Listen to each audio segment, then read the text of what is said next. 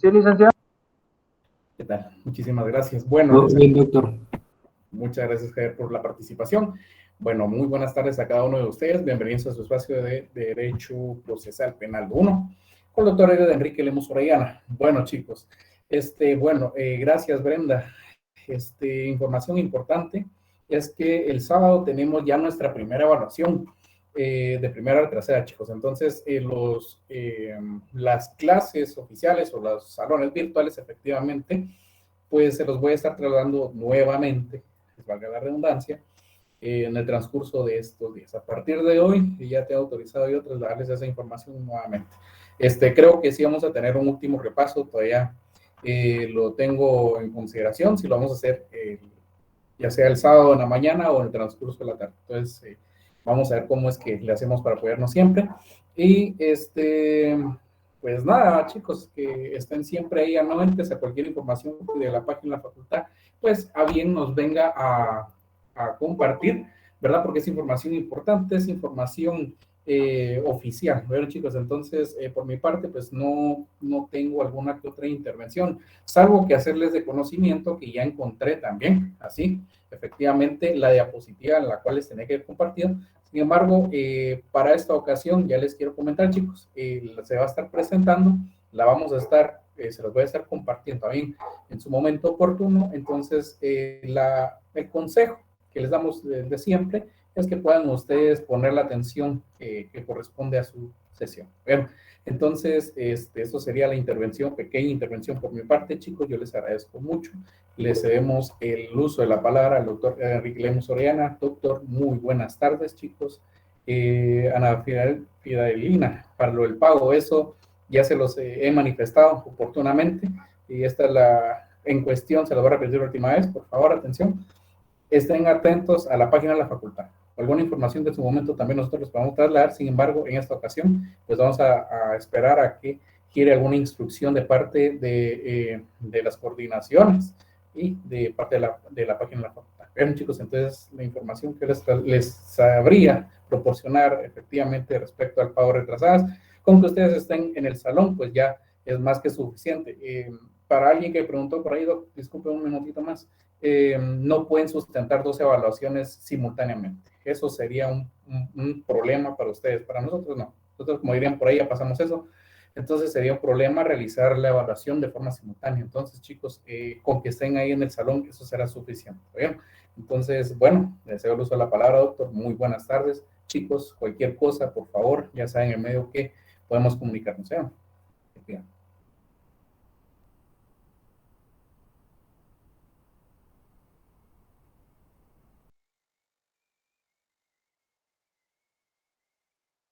El audio, doctor, el audio.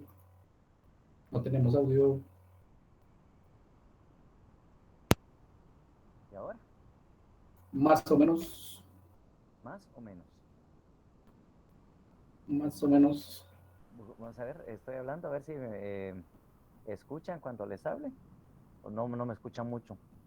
Más o menos, Lick. No sé. No se escucha claro, licenciado. Es que no sé qué le está pasando a estos audífonos, o no sé si tienen poco volumen, pero es los que he estado utilizando siempre y no sé qué le pudo haber pasado ahora. Pero ahorita sí me escuchan, ¿verdad? Sí, ya se escucha bien. Listo, Doctor. Y ahora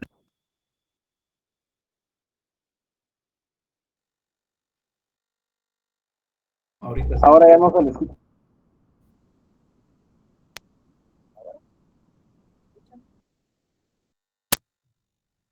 ¿oyen? ¿Me están oyendo? Muy poquito se le escucha, licenciado, siendo muy fuerte. Sí, y ahorita. ¿Cómo me escuchan? Ahí está mejor ya. ¿Ya? Ah, perfecto. Sí, era cuestión de ajustes, sí. Puse otros audífonos porque el que estaba utilizando, no sé. Vamos a tener que comprobar a ver qué pasó. Vaya que tenía otros a la mano y entonces los blanquitos que había estado utilizando de repente ya. Marca Patito, dice Luis Carlos. Entonces, ahí tenemos. Bueno, que me alegra y nuevamente estar aquí compartiendo con ustedes. Sí, algo que iba a decirles, ¿verdad? Que confirmando lo que les había dicho Alberto Mejía respecto al pago.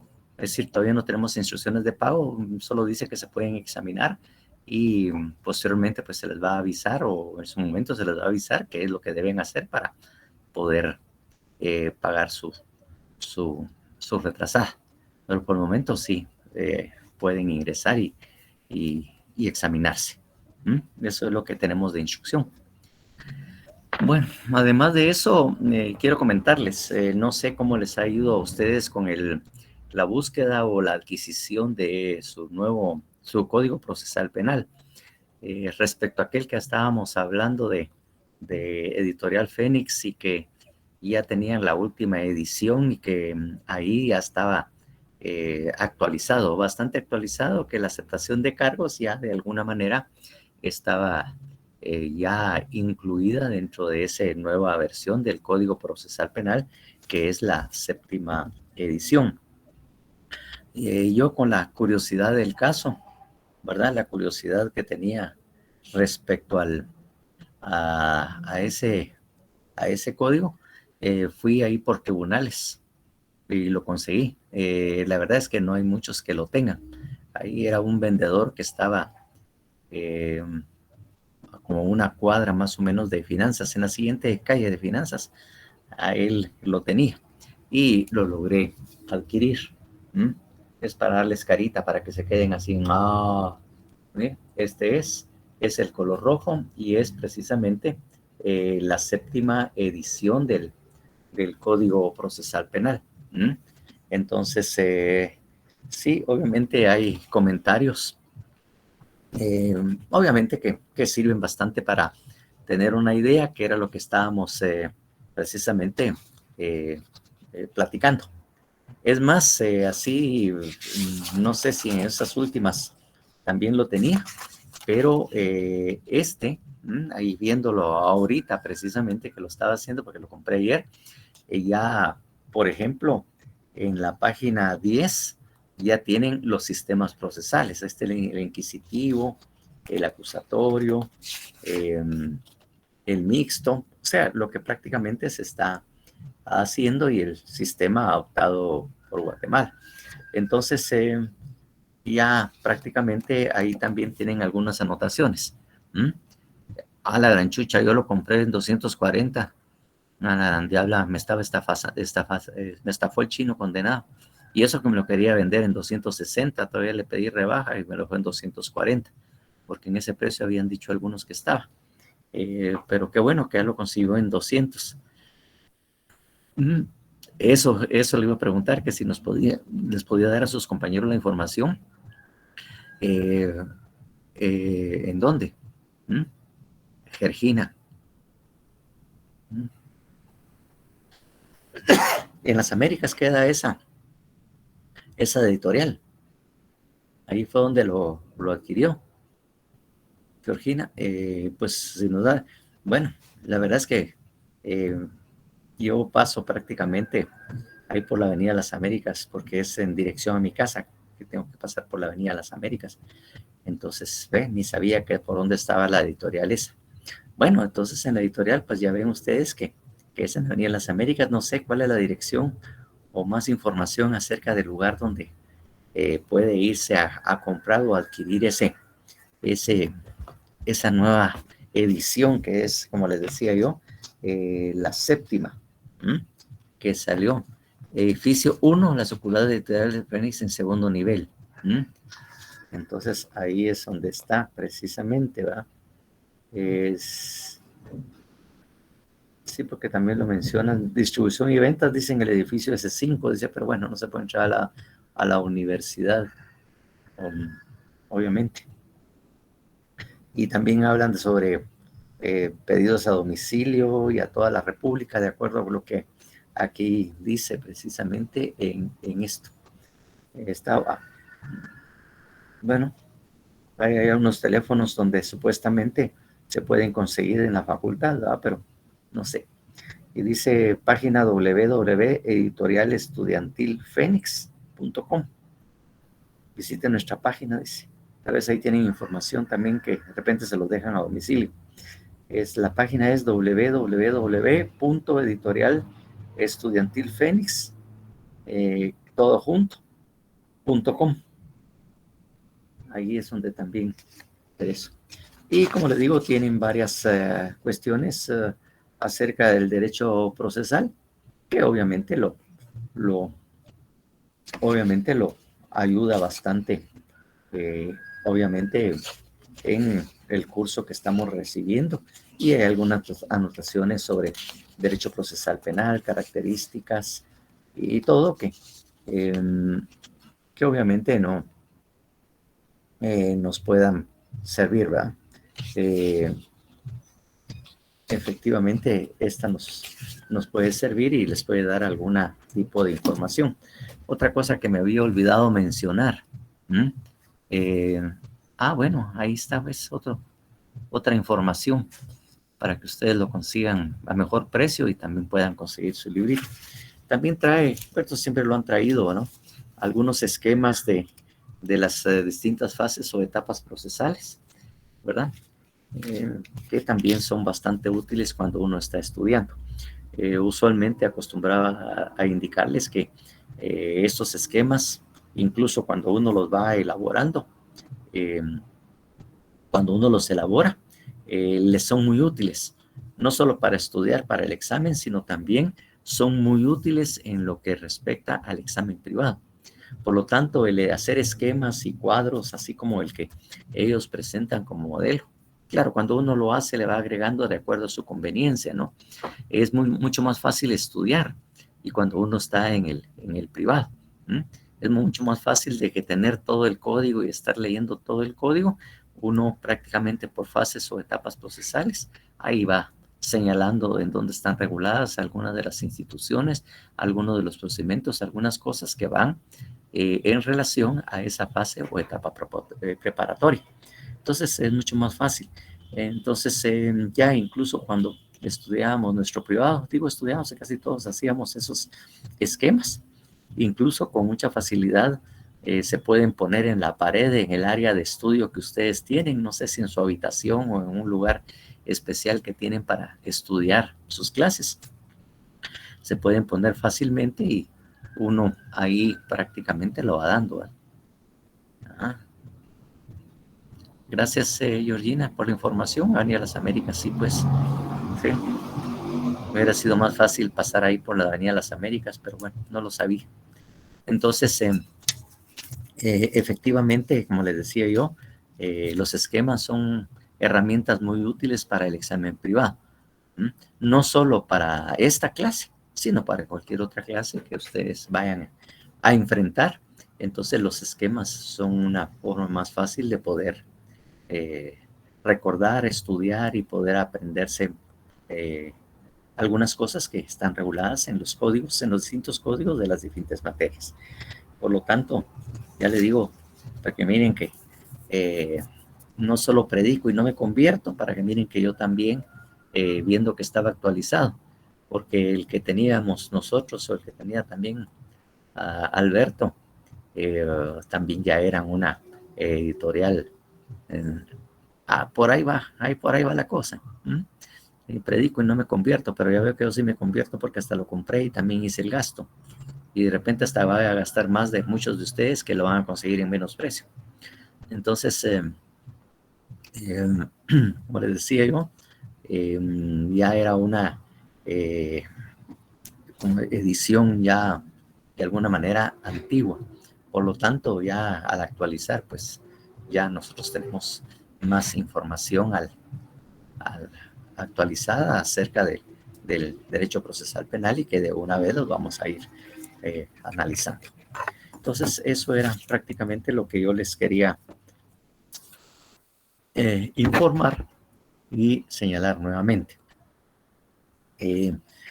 Pues bueno, me parece que ya habíamos iniciado alguna plática respecto a los sistemas procesales, o sea, una especie de evolución histórica sintetizada de los sistemas procesales que de alguna manera se han dado en la historia del proceso, del proceso. Entonces ahí lo vamos a tener. Hoy para dar la clase ya encontramos algún material que me había olvidado y que Alberto Mejía los está colocando en este momento. Tenemos una presentación en PowerPoint sobre los sistemas procesales para que también nos ayude. Obviamente esta presentación en PowerPoint la vamos a subir a la página del Facebook para que la tengan ustedes a la mano y les sirva también para la clase, para que ustedes tengan el material. También estábamos buscando, no sé si de repente sí lo vamos a encontrar, porque también teníamos un documento que era como de unas 4 o 5 hojas, donde se desarrollaba el tema de los sistemas procesales. Entonces, estamos ubicándolo para también subírselo. Si no, por lo menos ya tenemos esta presentación en PowerPoint. Y yo creo que sí lo vamos a tener. Es que a veces como que estos documentos se esconden, se les esconde a ustedes porque para ustedes es y se esconden y resulta un poco complicado. Entonces, un poco complicado, pero bueno, ahí vamos a ver. Creo que sí vamos a poder obtenerlo y entonces lo vamos a subir también. Entonces, esto es, como le digo, es un poco de historia que únicamente vamos a pasar tal vez de repente un poco rápido, pero ya les digo, ya tienen el material y si conseguimos el otro material escrito, pues ya tienen completa información completa. Entonces, los sistemas procesales. Entonces, ahí prácticamente el sistema procesal es el procedimiento, los procedimientos que de alguna manera se han utilizado a lo largo de la historia para juzgar. He de decirles así de entrada que obviamente el derecho penal como tal no se dio al inicio de la historia. En el derecho romano, obviamente el derecho griego menos, ni en el derecho romano existía el derecho penal sistematizado. Por lo tanto, todo estaba dentro del ámbito civil que cubría todo, ¿no? Ahí cubría también el tema de los robos, de los usura y todos los demás que en este momento consideramos como delito. Ya la sistematización del derecho penal y obviamente lo que era como una disciplina o una rama del derecho autónoma, ya se dio con posterioridad, no se dio al inicio, no se dio al inicio. Por lo tanto, hay algunas cosas que tiene este material que no necesariamente tiene la precisión. Derecho penal como tal se comenzó, obviamente, posteriormente. Incluso alguien que ayudó bastante a la sistematización del proceso penal fue, obviamente, Beccaria, que de alguna manera fue el que empezó a crear la idea, o un poco antes por ahí, de que esto fuera una rama autónoma del derecho distinta a las otras que ya se existían. Pero antes todo lo acaparaba precisamente el derecho civil, que ahí estaba involucrado un poco de todo. Bueno, ¿cuáles son los sistemas procesales? Que de alguna manera ya lo habíamos enunciado, ¿no? Lo habíamos enunciado en esa primera oportunidad que tuvimos de conversar. Entonces ahí tenemos primero el acusatorio, el siguiente tenemos lo que habíamos dicho, el inquisitivo, el tercero que es el mixto francés y lo que ahorita tenemos que es el acusatorio formal. Esos son, como les digo, los 4 sistemas procesales que se han conocido a lo largo de la historia, de la humanidad, o lo que podemos ser un poco de la historia del derecho. Y obviamente, como dice ahí, el acusatorio fue el primero, que no tenía mucha sistematización, no tenía, pero ya de alguna manera era una herramienta útil para poder perseguir esos delitos.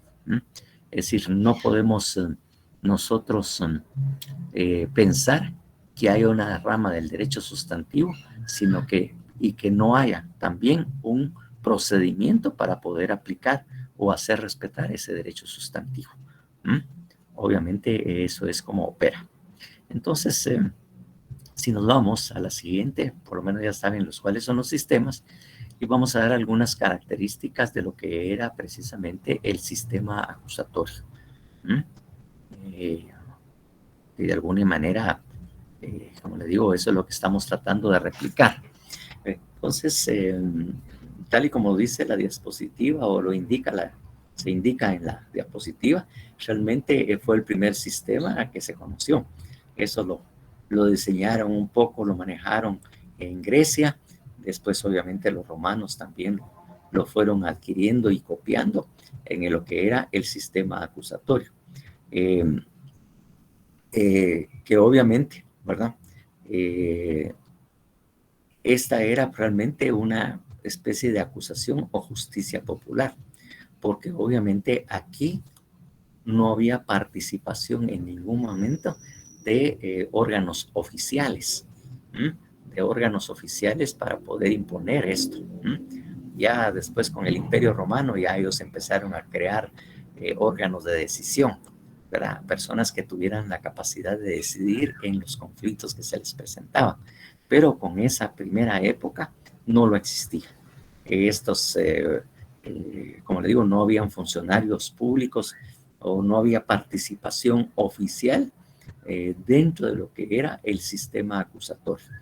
Esto era simplemente que alguien tenía algo que reclamar y acudía a una plaza pública que ya de alguna manera estaba prediseñada o de alguna manera ya estaba establecida, de que era en donde efectivamente se oían precisamente las causas. Había una persona que llegaba con un problema, lo planteaba públicamente. Ya en esa época en Grecia y en Roma empiezan a aparecer los primeros abogados, que en principio eran oradores, personas que podían tener esa capacidad de exponer en público, argumentar y de alguna manera,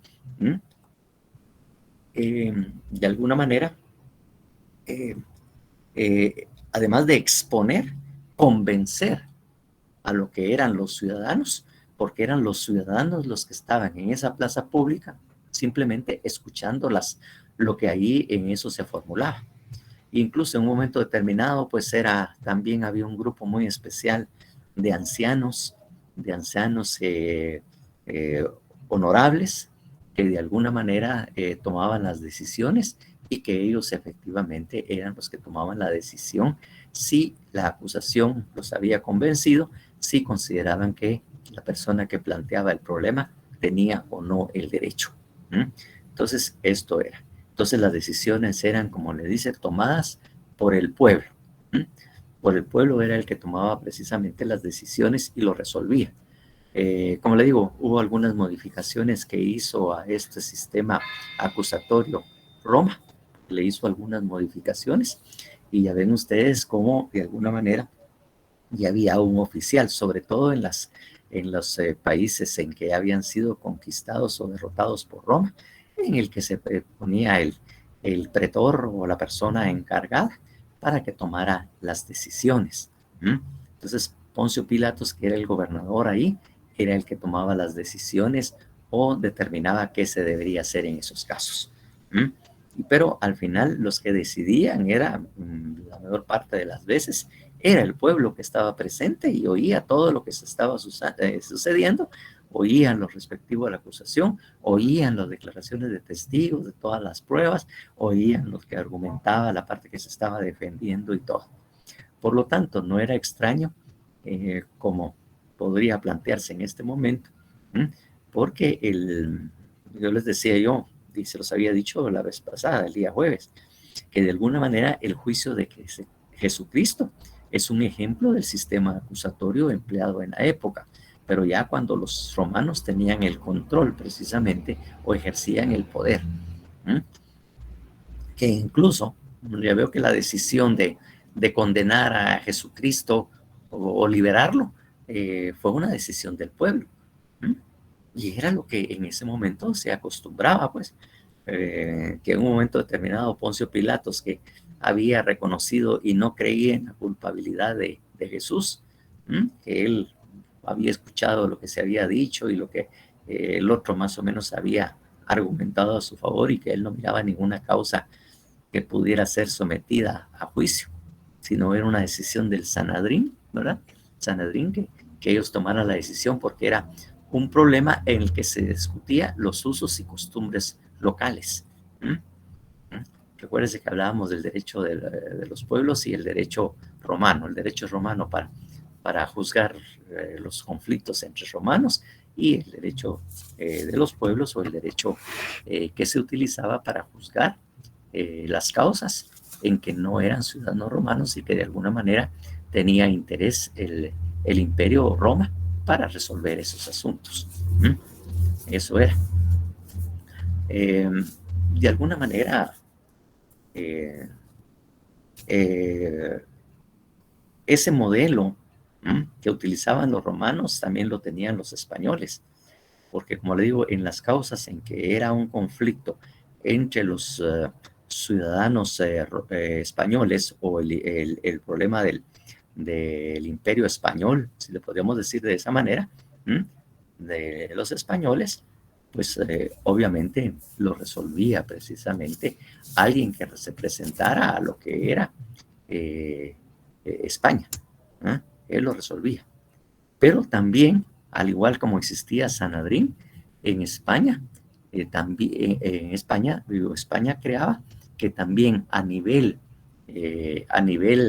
local, por ejemplo, en Guatemala, había un derecho, como quien dice, el derecho de los pueblos, donde ellos resolvían los conflictos que propiamente afectaban los usos y costumbres o tradiciones, ¿verdad?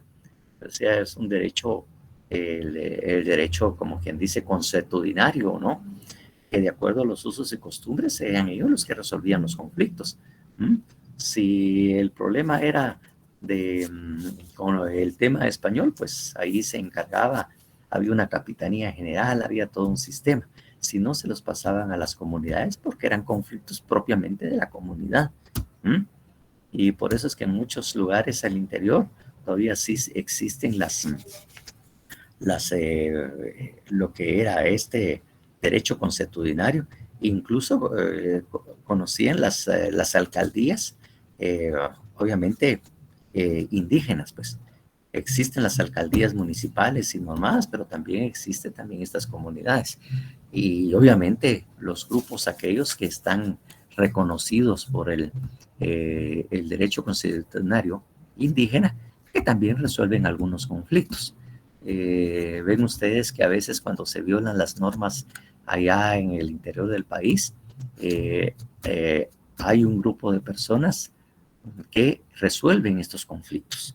Incluso imponen sanciones, que ahí los vemos pasear, ponen a los acusados a pasear en plaza pública, incluso hay azotes, hay otra forma de resolución de los conflictos que se dan, pero son conflictos que se dan dentro de esa comunidad y que se resuelven conforme el derecho de los pueblos indígenas. Y obviamente por eso existen precisamente estos grupos. ¿Recuerdan ustedes cuáles son los nombres de estos grupos que resuelven los conflictos y que son bastante conocidos? Shirley. Son las COCODES, licenciado. Buenas tardes. No. Aparte son los concejodes.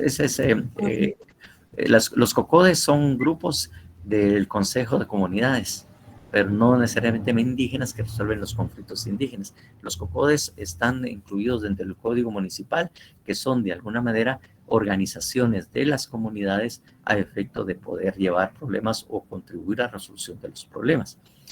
Primero se discute con los comudes y las COCODES a efecto de tratar de resolver o plantearse los conflictos. Se toman decisiones, después el alcalde se encarga de llevarlo a lo que es el Consejo Municipal para que empiece a realizarse las gestiones para ejecutar lo solicitado o lo que de alguna manera ha puesto los comunes, las comunidades o el consejo del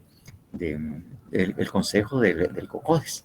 Entonces, esas son reuniones distintas que tienen alcaldías indígenas, también recibe otros nombres que incluso vienen a hacer sus marchas y tienen sus bastones y toda la cuestión donde manifiestan el poder que tienen dentro de la comunidad. Entonces, pues bueno, recuerden eso. Entonces, eso es lo que de alguna manera teníamos, ¿no? Un sistema donde había participación del pueblo, el pueblo era el que decidía, el pueblo era que obviamente tenía las pruebas, ellos las recibían, ellos escuchaban, entonces o era el pueblo que tomaba las decisiones o después en este pequeño grupo de ancianos o honorables ancianos que se les respetaba sus decisiones por la edad y obviamente por la sabiduría que manifestaban tener este grupo. Eso era precisamente lo que se hacía, obviamente. Por favor. La siguiente. Entonces, obviamente también, ¿verdad? El debate o el juicio era oral y público ahí, en las comunidades. Y como era el pueblo que decidía, el consejo de ancianos también era exactamente de alguna manera los que resolvían este tipo de problemas. Entonces, esto, como les digo yo, era lo normal. Resabios, como dice también esta diapositiva, de este sistema en que era una decisión del pueblo o el pueblo era el que obviamente juzgaba a sus pares, así es como se le llama, a sus vecinos, a los ciudadanos, que eran precisamente los que conocían las normas, porque no había normas escritas, códigos o lo que eso no existía, sino que eran prácticamente las costumbres o el derecho consuetudinario. Entonces, de alguna manera, el derecho anglosajón retoma todavía esa parte del sistema acusatorio, en que obviamente el debate es público y tiene es un juicio por jurados. Al final, la decisión si la persona es culpable o inocente es del jurado. Es el pueblo, de alguna manera representado en el jurado, que toma la decisión si la persona es culpable o inocente. De alguna manera, el sistema por jurados es lo que hace o que recoge precisamente del sistema acusatorio en lo que respecta a las decisiones que se tomaban por el pueblo, así en esa plaza pública, o el Consejo de Ancianos. Entonces, prácticamente es un resabio del sistema acusatorio, primero, en el cual la decisión de la culpabilidad o inocencia es de los ciudadanos, de sus pares, de sus conciudadanos, el que cree o decide si efectivamente la persona es responsable o no. Eso es obviamente, ¿verdad? Dice ahí mismo, el acusador ofrece las pruebas y el denunciado por eso término para su defensa. Y estaba también de alguna manera autorizada la tortura, dice, de alguna manera, no como se dio en el sistema inquisitivo, que era el medio idóneo para obtener precisamente la prueba o la confesión. Entonces se utilizaba precisamente esa forma de resolución del conflicto. Entonces ya en esa época existía precisamente el principio de que el que afirmaba algo debía de probarlo. Entonces el acusador era el que tenía que ofrecer las pruebas para demostrar que lo que él le estaba reclamando a la otra persona era cierto y que realmente el otro había incumplido con sus obligaciones y por lo tanto era necesario juzgarlo para que se le condenara en este sistema que, como les digo yo, era el sistema acusatorio. Y como les digo, la decisión que se tomaba por el pueblo o las personas que estaban ahí se ejecutaba y se respetaba, porque había un respeto para esto. Porque también existían sanciones ya preestablecidas para la persona que había sido condenada y al final no cumplía con lo ordenado o con lo resuelto por este Consejo de Ancianos. Así que obviamente ya había un sistema, pero yo le digo, no había participación oficial, era el pueblo que lo ejercía, era el pueblo el que decidía, era el pueblo que escuchaba todo esto y era el pueblo o este grupo de ancianos que lo representaba, los que tomaban y resolvían el conflicto. Y claro, ahí ya también empiezan a surgir los abogados. En Grecia ya empiezan a surgir secretarios, señores que de alguna manera, no secretarios, sino que de alguna manera existían ya. Obviamente ese principio que había, la prueba se debería, obviamente, la persona debería probar. Incluso en el código de Hammurabi y en otras, en la Biblia me parece, que ya había una sanción establecida cuando la persona acusaba a alguien y éste no podía probar, que no probaba la acusación o no probaba lo que él estaba afirmando. La persona podría ser sancionada. Voy a conseguir también estos aspectos generales del código de Hammurabi, donde efectivamente en una de las sanciones decía, si una persona denuncia a otro por un hecho que es considerado, se considera que es aplicable la muerte o la pena de muerte, si éste no lo pudiera probar o no lo prueba, esta pena se le aplicará al que acusa. Imagínense ustedes cómo está de fuerte. Cómo era fuerte el código de Hammurabi, que era el código de Babilonia, como le digo, sistematizado, que fue el primer documento escrito que tenemos de una ley y que todavía está en el museo, precisamente en un museo, precisamente en esto. Claro, las leyes fueron talladas en piedra.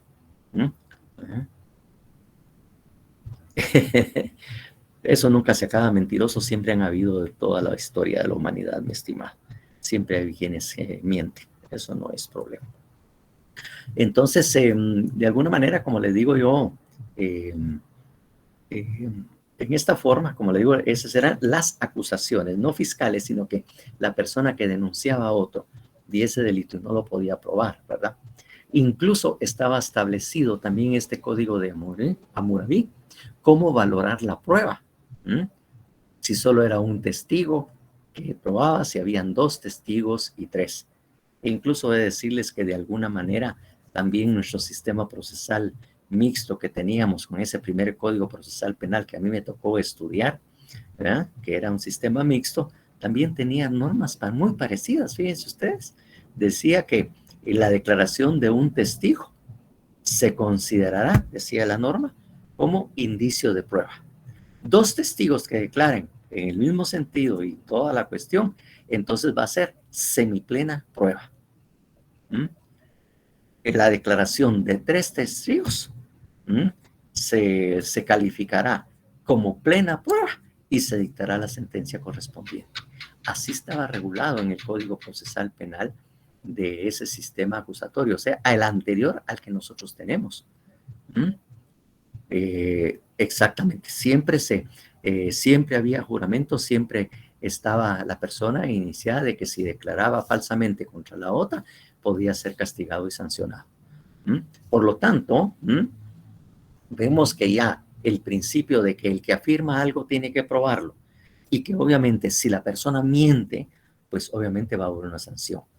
Nosotros en el Código Procesal Penal, el Código Penal también establece eso. Lo que pasa es que no llegamos ahí en esta tercera parte, el Derecho Penal 3, pero ahí también está sancionada la acusación acusación y denuncia falsas. También hay una sanción para la persona que acusa o denuncia falsamente a otra persona. Hay una versión que son delitos que atentan contra la administración de justicia cometido por particulares y ahí está la acusación y denuncia falsas. Entonces, eso es a lo largo de la historia y esto también de alguna manera ya existía desde esa primera época, ¿no? Que efectivamente esto así. Y el código Hammurabi era bastante explícito en señalar precisamente este tipo de cosas y las sanciones que podías recibir alguien que afirmaba que una persona había cometido un hecho o había cometido un delito, pero no lo podía probar o no lo probaba, que tenía una sanción. Como le digo, al extremo de que si ese delito era castigado con pena de muerte, a él se le aplicaría la pena de muerte por no haberlo podido probar. ¿Qué es lo que estamos diciendo? Que ya en esa época,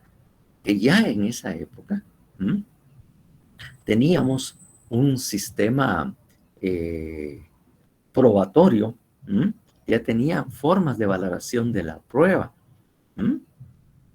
y que defendían, obviamente, o que prácticamente era defendida lo que era la presunción de inocencia.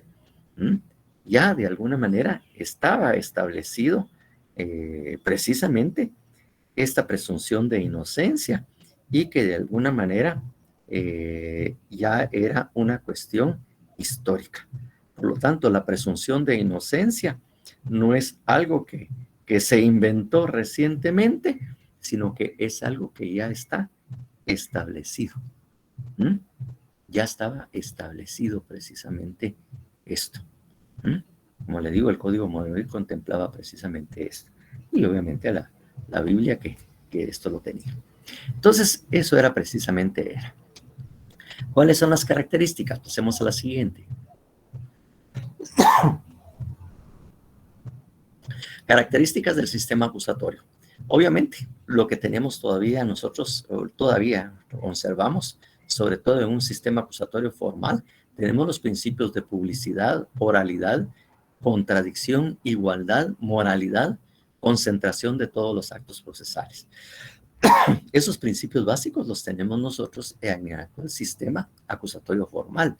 Publicidad en el sentido de que las audiencias son públicas, se hacen en presencia de los ciudadanos. Claro, hay una parte que no hay audiencia, hay audiencias que, las audiencias pueden participar personas, salvo que alguien quiera o pida la reserva precisamente de alguna diligencia en que no acepta la presencia o el ingreso de personas ajenas al juicio. Pero la publicidad o la participación ciudadana de alguna manera está garantizada. No digamos en el juicio oral público. En el juicio oral y público, cualquier persona que quiera ingresar puede participar como resabio de ese sistema acusatorio actual. Por lo tanto, la publicación, la participación ciudadana en el proceso o su presencia en los ciudadanos, la presencia de los ciudadanos en las audiencias está garantizada también en nuestro Código Procesal Penal. La oralidad como modelo de gestión, obviamente el sistema no es escrito. No es escrito, todo es oral. Es decir, uno las audiencias las pide en forma oral, uno acude ahí al juzgado, pide hablar con el oficial de audiencias, le va y le explica qué es la audiencia que quiere, de alguna manera le fundamenta qué es lo que quiere pedir o para qué le va a servir esa audiencia. Entonces, simplemente el oficial de audiencias, de acuerdo al calendario, señalará día y hora para la celebración de esa audiencia. Y así muchas cosas. Como les decía yo, en el Código Procesal actual solo hay como 5 o 7 más o menos diligencias o acciones que tienen que ser por escrito. Todo lo demás está oralizado. Todo lo demás es oral.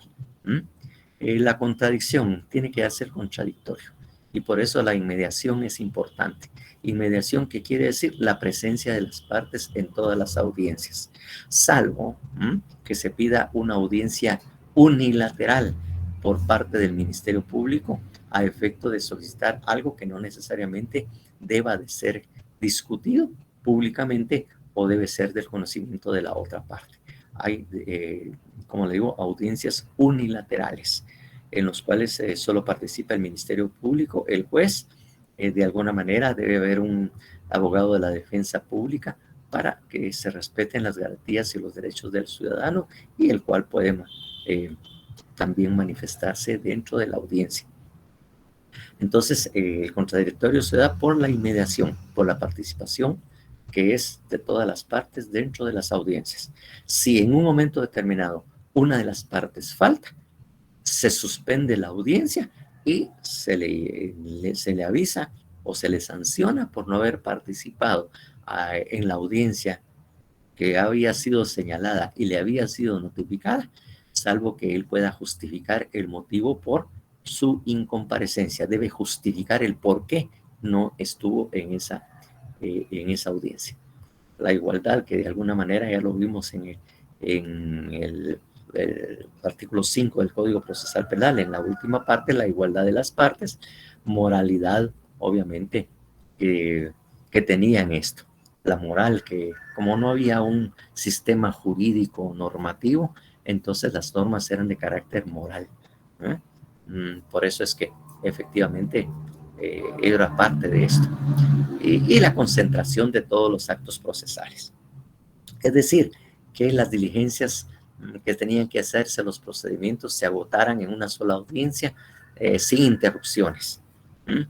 Eso de alguna manera todavía, la concentración es también parte de lo que se caracteriza al proceso penal actual dentro del sistema acusatorio. Y obviamente también, no lo dice ahí, pero nosotros ahora también la concentración y manejamos la continuidad. Es decir, las diligencias se practicarán una en pos de otra, una tras otra, y se agotarán dentro de las horas hábiles, la mayor parte de todas ellas que sea posible. Y la decisión tiene que ser inmediatamente. El juez tiene que resolver inmediatamente lo que se le está pidiendo en la audiencia, o en todo caso, si es mucho lo que él tiene que analizar, pues tendrá 24 horas o alguna hora o 36 horas para poder resolver. Y claro, esta continuidad y la no interrupción, que también está, oportunamente lo vamos a ver en nuestro Código Procesal, es por la misma característica del modelo de gestión, la oralidad. Y esto pues también es de alguna manera, tiene fundamento técnico y de alguna manera científico, pues.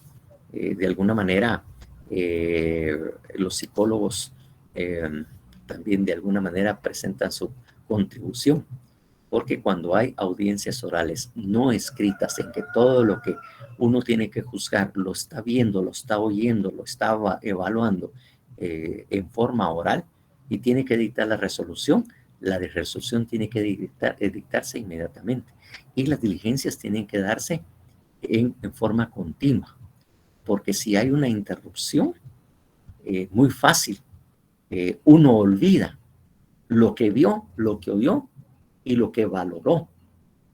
E incluso empieza a pensar en otras cosas que no son objetivas, subjetivas, y obviamente la decisión será más difícil de tomar. La difícil es más de tomar. Por eso es que las decisiones tienen que darse inmediatamente después de las audiencias y obviamente para eso. Incluso dentro del proceso penal, la etapa de juicio o debate, como lo vamos a ver, debe haber continuidad. Si la suspensión de la audiencia se pasa de 10 días, entonces tiene que volver a iniciarse el proceso. Tiene que volver a iniciarse el juicio o debate. ¿Por qué? Porque, como le digo, muy fácilmente nos olvidamos. Lo que se escucha y se ve se decide en ese momento, pero ya con posterioridad tiende a uno a olvidarse o a ingresar aspectos ajenos propiamente a lo que es el hecho, ¿verdad? Lo que es propiamente el hecho. Entonces, ahí es donde uno tiene que tomar esas decisiones inmediatamente. Y en el sistema por escrito, incluso en el sistema mixto que era antes, o el inquisitivo que era escrito, eso obviamente había bastante problema con eso. Entonces ya les digo que eso es lo que se da. Obviamente en aquella época, aunque ya ahí hablan del procedimiento penal, se inicia instancia de parte. Realmente ahí hay un pequeño error en esta diapositiva, porque obviamente en el sistema acusatorio de aquella época no había un procedimiento penal propiamente dicho. Es más, como ya les había anunciado, el derecho penal como tal no existía. Todo era derecho civil, derecho penal, no había ninguna diferencia entre lo que era civil y lo que era derecho penal. Y por lo tanto, el mismo sistema, el mismo modelo del sistema procesal era utilizado para resolver todos los conflictos sin discriminación, porque no había ramas del derecho en aquella época que podían indicar esto es laboral, esto es civil, esto es penal, esto es... No lo había, no lo había. Sí, no obstante, porque no es el problema de que usted no sepa lo que pasó, sino que empieza a valorar otros aspectos y aunque mire los videos, ya en su mente transcurrió otras circunstancias ajenas a lo propiamente dicho. Miren, es lo mismo que sucede cuando ustedes tienen un conflicto en casa o un conflicto en otro lado. Se dan una serie de discusiones, decisiones y todo, y a veces un poco bruscas, un poco rudas, pero esa es la decisión que se toma en ese mismo momento. Y posiblemente les ocasionó un gran conflicto. Estamos hablando de un conflicto, un problema familiar, un problema con amistades y todo. Entonces ustedes empiezan esto, que la otra, y se da. Y se van, muy ofuscados y todo. Conforme van pasando el tiempo, ustedes empiezan a analizar qué fue lo que sucedió, qué fue lo que pasó, que tal vez la decisión que se tomó no era la más oportuna, porque la verdad que yo estaba muy enojado cuando la tomé, pero así es como me había impactado, pero ya viéndolo fríamente, tal vez las personas otras tenían razón y tal vez ellas y empieza uno a tomar decisiones distintas o a valorar cuestiones distintas a la que tomó cuando se dio ese conflicto. Lo que se da incluso normalmente en casa, cuando ustedes a veces tienen un conflicto familiar con su esposa o entre hermanos y toda la cuestión, que empiezan a pensar y analizar, ¿verdad? Y de repente sí era correcto lo que ustedes han hecho, aunque no la forma en que se tomó, pero sí era correcta la decisión que ustedes habían tomado, porque era bastante grave lo que, o era un problema bastante grande lo que había sucedido y que generó esto. Entonces, ustedes tienen que tomar esa decisión o muchas veces la toman inmediatamente. Lo mismo pasa también cuando ustedes hacen su examen privado. En los exámenes privados, la decisión de los examinadores tiene que ser inmediatamente después que se termina el examen.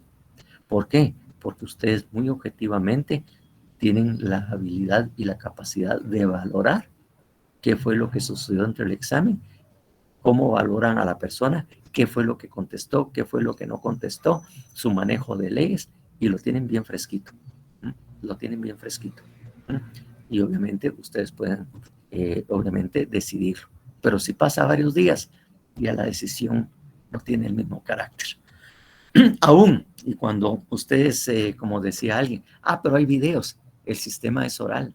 Por lo tanto, se va a resolver lo que se oyó y lo que se vio, no lo que está en un audio, porque el sistema no acepta. Y el modelo de gestión no acepta otros documentos para que usted relea o vea nuevamente lo que sucedió. No es posible, porque subjetivamente usted va a incorporar una serie de aspectos que no lo hizo y no valoró en ese momento.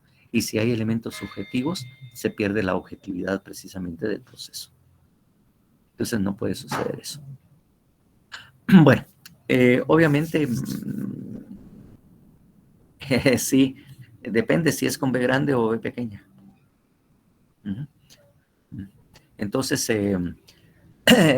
las pruebas, como dicen ahí, aportadas libremente por las partes y la valoración la efectúa el juzgador de acuerdo al principio de libre valoración de la prueba, conocido ahora actualmente como una sana crítica. Una sana crítica que ellos valoran y resuelven según su leal saber y entender o lo que en ese momento le dio como sentimiento. Eso era lo que caracterizaba y era aquel sistema acusatorio de la época del inicio, ¿no? Que como le digo, ya empiezan a surgir también los abogados en esos, o los oradores que tenían eso. Entonces, ahí busquen ustedes ahí en su Google, que era lo que se llamaba advocatus. Por cierto, el gato no ha aparecido por aquí, no ha venido a joder. Entonces, ¿era subjetiva la sentencia? No, porque se resolvía inmediatamente después de que se oía todo, ¿verdad? Inmediatamente.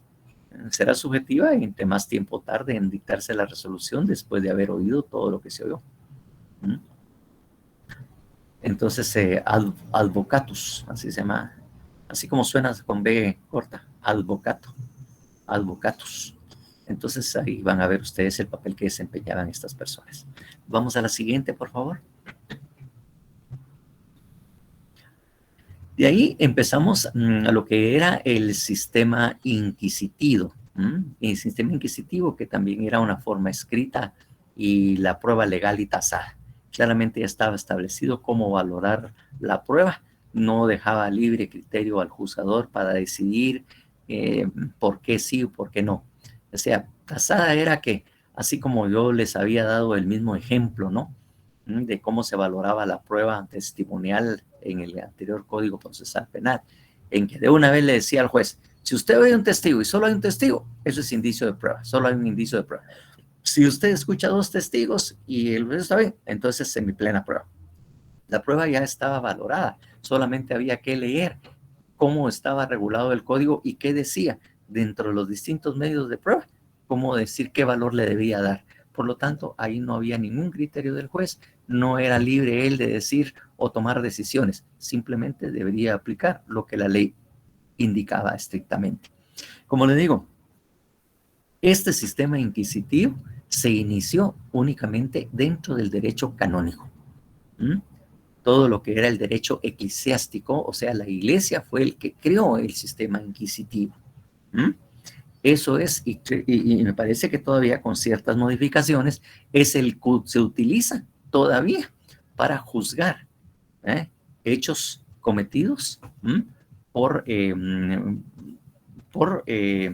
en lo que es la iglesia. Los curas, los sacerdotes, los padres y toda la cuestión acuden precisamente al sistema inquisitivo, porque el sistema todavía prevalece para juzgar problemas internos o problemas de la iglesia. Ellos son los que resuelven bajo ese sistema. Excomuniones e incluso retirar precisamente la calidad de sacerdote o cura y todo lo demás. Entonces, eso es lo que todavía sigue estableciendo o existe la forma en lo que es el derecho eclesiástico.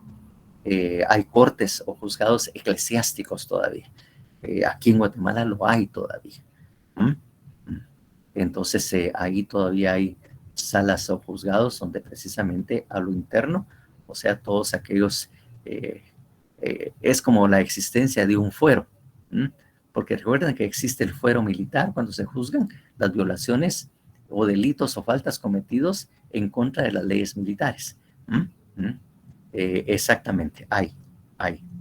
Y obviamente, estos son precisamente el método o el sistema para juzgar las violaciones a las normas eclesiásticas por las personas que están dentro de él. Eso es lo que existe también. Es una especie de fuero eclesiástico para juzgar los delitos y las faltas cometidas a las personas que participan o están dentro de lo que es la iglesia. Entonces, todavía se utiliza. Es más, ya existen obviamente abogados defensores, existe una especie de fiscal. Sí, exactamente. Eso es un hecho. Esa es una realidad. Entonces, ahorita incluso dentro de lo que es el sistema eclesiástico, hay abogados colegiados, así igual que nosotros, que de alguna manera están autorizados para participar en los procesos que se dan en la iglesia, ya sea que están como abogados defensores o depende del papel que les toque desempeñar, pero uno como abogado, si llena ciertos requisitos, puede ser aceptado para participar precisamente en estos tipos de juicios. Actualmente. Antes no lo había, pues. Entonces yo le decía que eso fue. Posteriormente empezaron a adoptarlo también los estados porque vieron que era un sistema bastante sencillo, bastante rápido para juzgar precisamente los casos que a ellos se le presentaban. Y obviamente las características dentro de lo que son las garantías y derechos constitucionales actuales, sí se violaban muchos derechos individuales de la persona. Porque ya le digo, en aquella época el sistema inquisitivo eclesiástico, porque primero era simplemente para juzgar básicamente también la herejía. Además de la herejía, los falsos conversos. Exactamente, Galileo de la fue sometido a esa inquisición, exactamente. Entonces,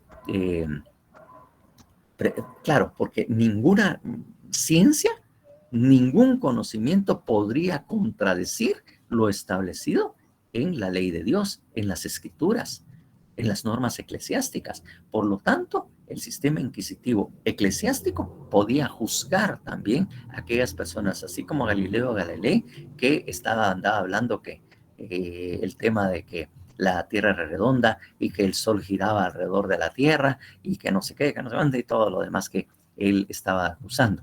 Entonces, y como no había norma que contradijera precisamente las normas eclesiásticas o la Biblia, entonces ahí se les aplicaba a los particulares en aquella época esto. Entonces, como les digo, el sistema inquisitivo se utilizó para la herejía, obviamente, de alguna manera la cacería de brujas, que de alguna manera también utilizaban ese método inquisitivo para los falsos conversos. O sea que cuando la iglesia empezó a imponerse y empezó a conquistar Arabia, entonces empezaron a juzgar, porque todos los obligaban a asistir o aceptar el derecho católico.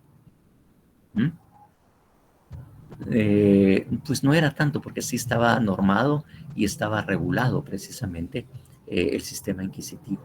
Tenía las reglas para poder desarrollar precisamente esto. Entonces, y obviamente no había igualdad en el trato, porque tenían diferente forma de juzgar, tal y como ahí lo dice, dependiendo de la clase económica a la que usted pertenecía, o el reconocimiento social que tenía.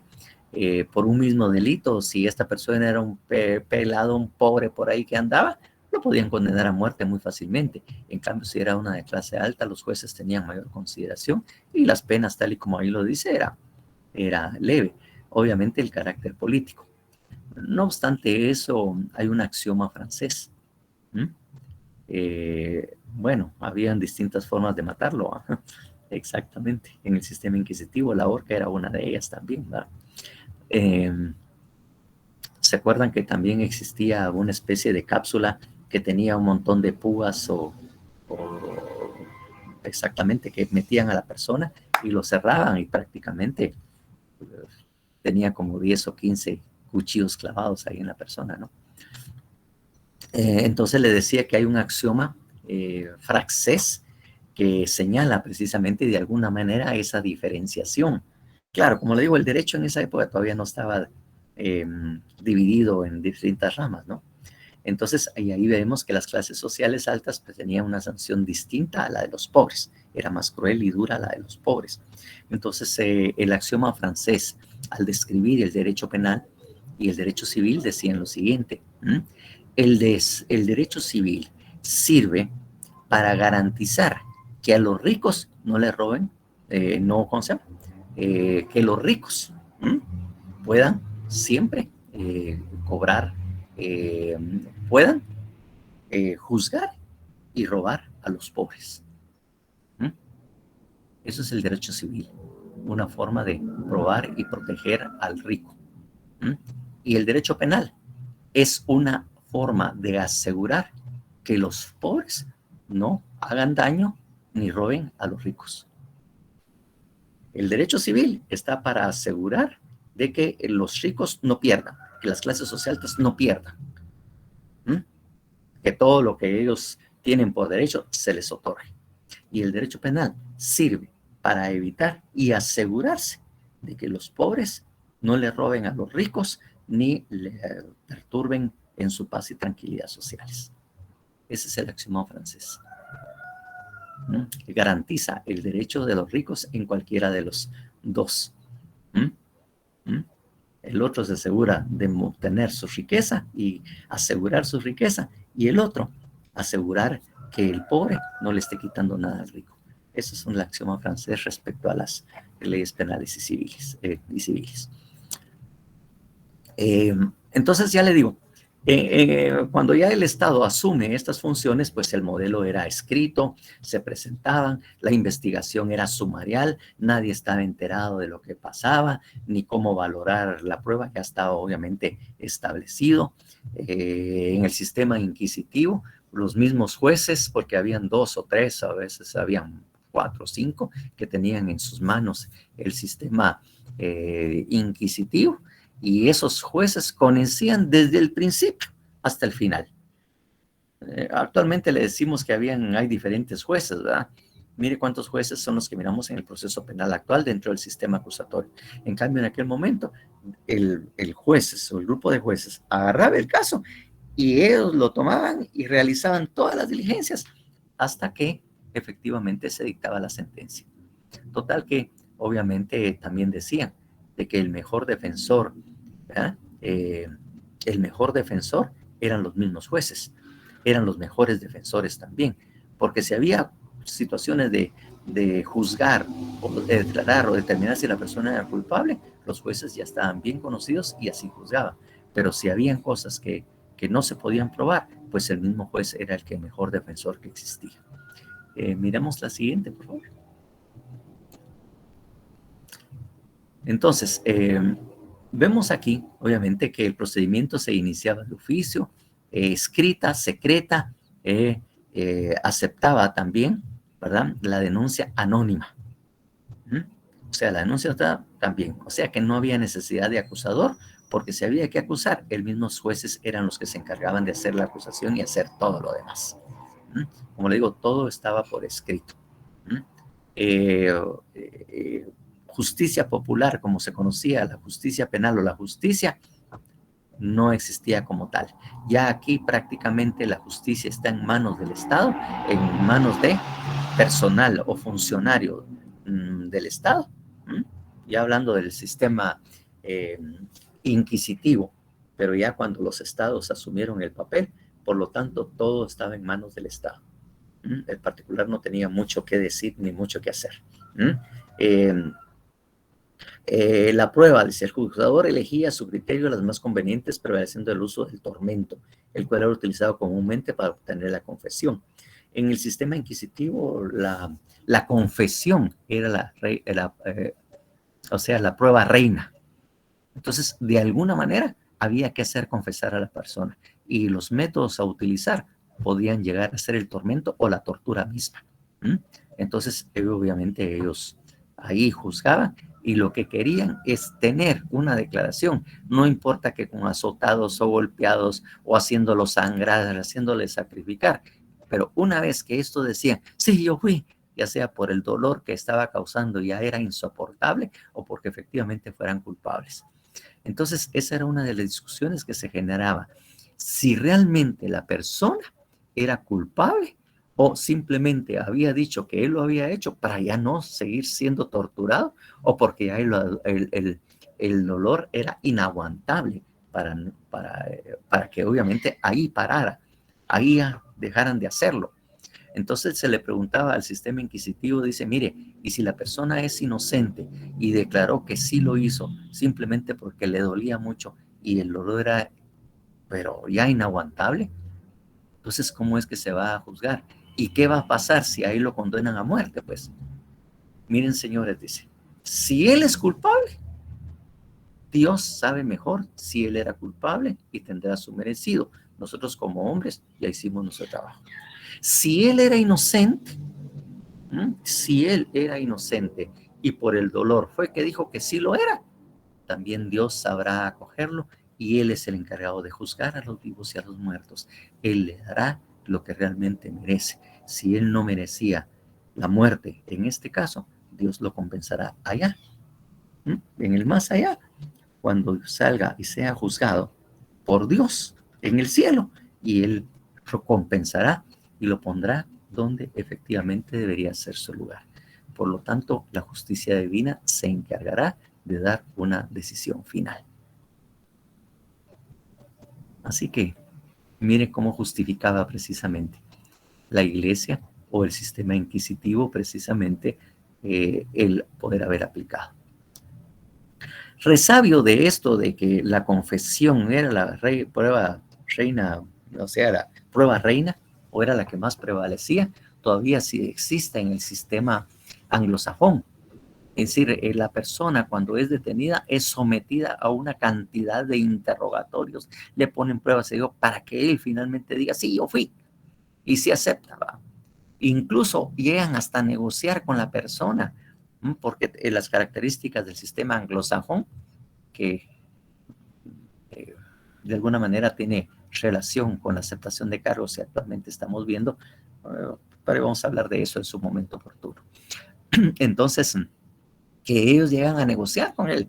Mira, si me confesas en este momento, yo te doy esto y esto y esto. Y eso es lo que el juez va a resolver. Pero si no, te voy a pedir 30 años, te voy a pedir la pena de muerte si no me confesas. Es más, si hay una negociación en la cual dice, mira, yo le voy a dar todos los datos y toda la información. Bueno, si me vas a dar los datos y información de qué realmente lo hizo y qué es lo que está pasando y cuál es la estructura y toda la cuestión, entonces yo voy a pedir una pena mínima, te voy a dar más y entonces me vas a servir de testigo para que procesemos a aquellos que efectivamente sean culpables. Algo así como el testigo protegido, algo como se mira también en las películas actuales, ¿no? Que los otros confiesan y todo, entonces le dan una pena mínima.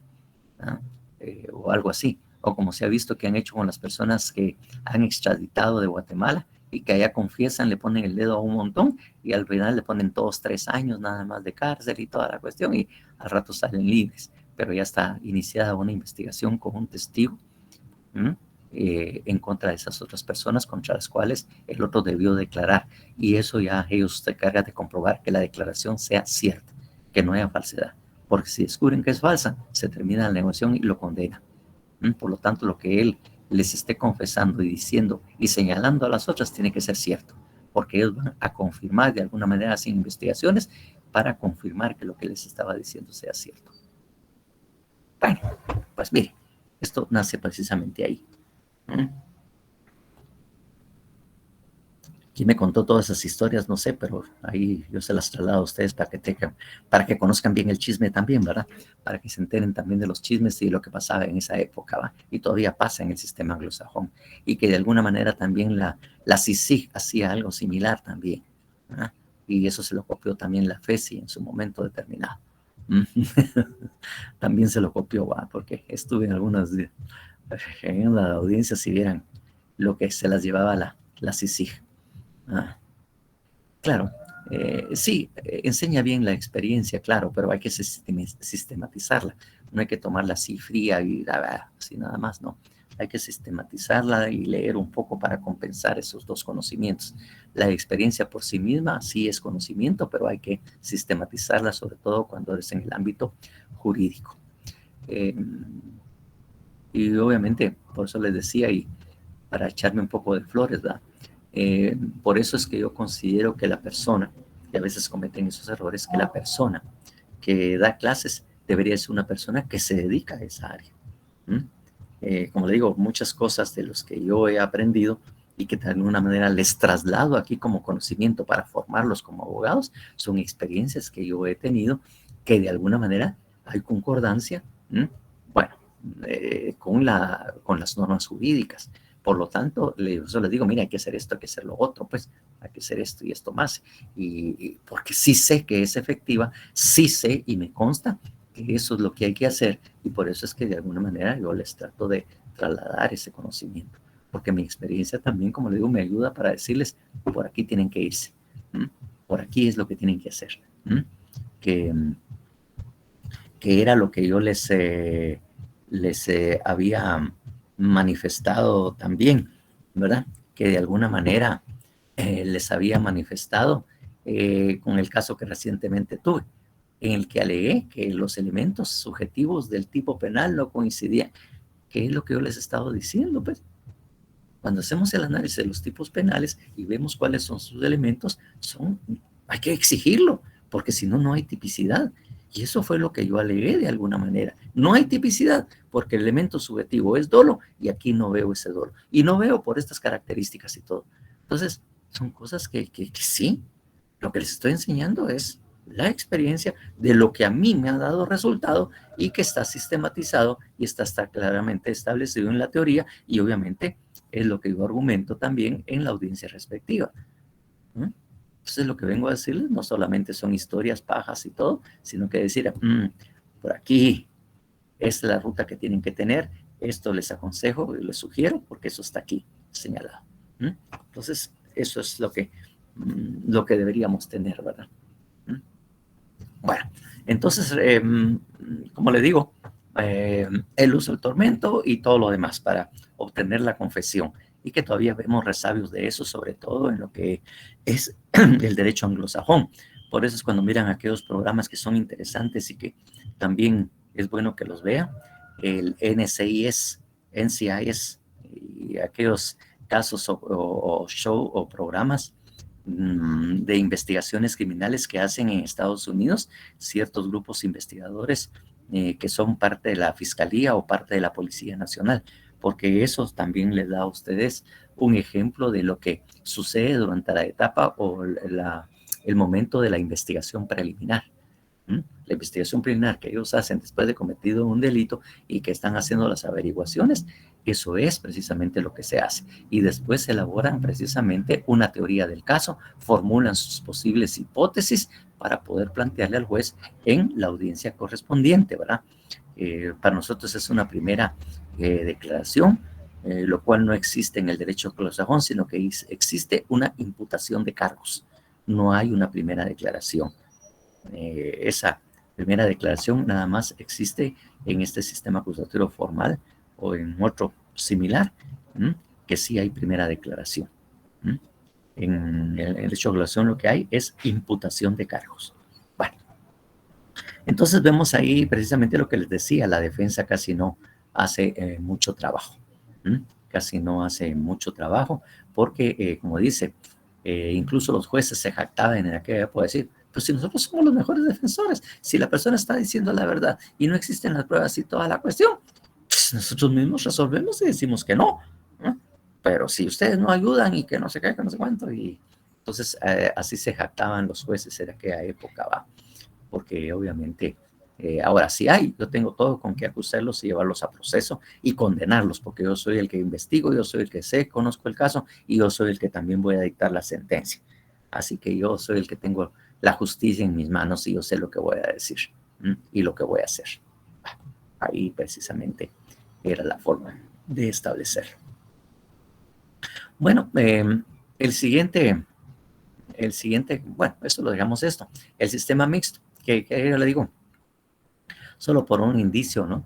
Que obviamente el sistema mixto fue evidentemente lo que, eso fueron, el anterior Código Procesal Penal era un sistema mixto.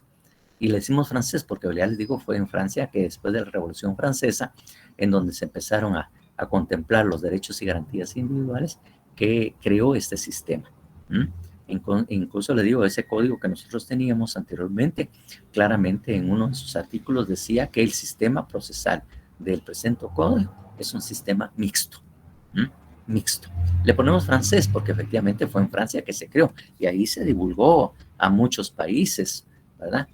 Muchos países también, ¿verdad? El sistema mixto. Son las 5:25.